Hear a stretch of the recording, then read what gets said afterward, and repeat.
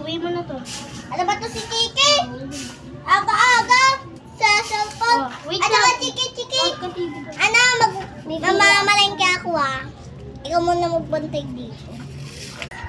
Ano ba to si nanay? May cellphone daw ako, wala naman. So kaya dito bahay ni Bes?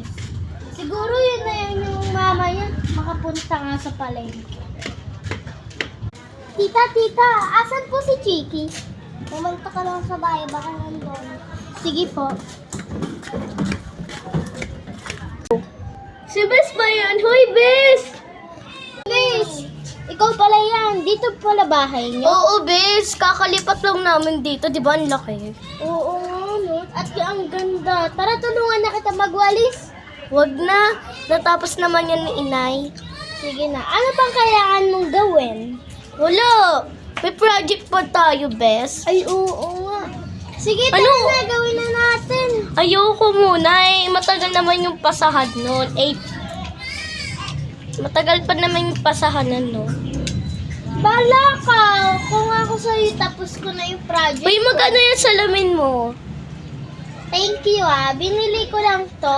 Sabi ko, magkano yung salamin mo? Ba't ka nagka-thank you? Tsaka ang ganda. Okay. Binili ko lang to sa mall. Ano siya? Mga ano lang, $2.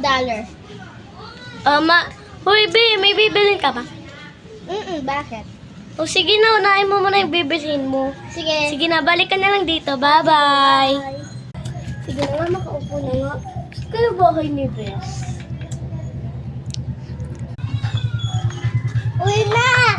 Pumunta pala dito yung kaibigan mo. Oo nga, Nay eh.